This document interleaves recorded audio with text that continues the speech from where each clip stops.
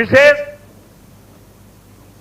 Green hydrogen వ్యాలీగా ఏపీని తయారు చేస్తామని సీఎం చంద్రబాబు అన్నారు. కాకినాడలో AM green ammonia project Chandrababu deputy CM Pawan Kalyan శంకుస్థాపన చేశారు.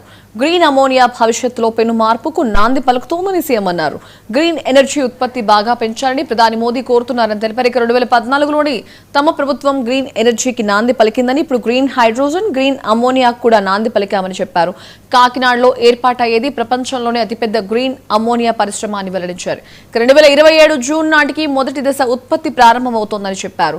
గ్రీన్ అమోనియా పరిశ్రమ ఏపీకి గేమ్ చేంజర్ కానుందని చెప్పారు.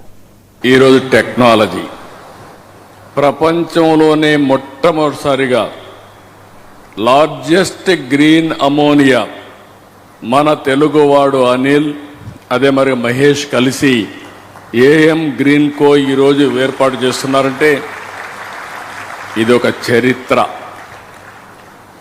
మామూలుగా మనకు ఒక అలవాటు ఉండేది, ఏదైనా ఒక ఇండస్ట్రీ పెట్టాలంటే ఒక రైస్ మిల్ పెడితే ఊర్లో వాళ్ళందరూ రైస్ మిల్లు పెట్టేవాళ్ళు.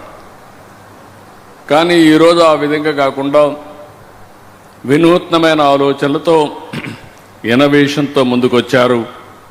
దీనికి మనస్ఫూర్తిగా ఇద్దరిని ప్రమోటర్స్ని, వారికి సహకరిస్తున్న ప్రతి ఒక్కరిని మనస్ఫూర్తిగా అభినందిస్తున్నాం. 2025 జనవరి 6వ తేదీన గ్రీన్ అమోనియాకి గ్రీన్ సిగ్నల్ ఇచ్చాం. అయితే ఇప్పటికే దీన్ని ఒక స్థాయికి తీసుకొచ్చారు.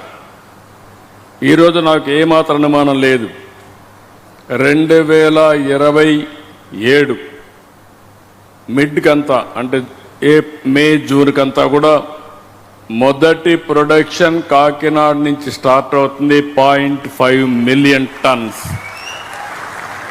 ఇది ఒక చరిత్ర.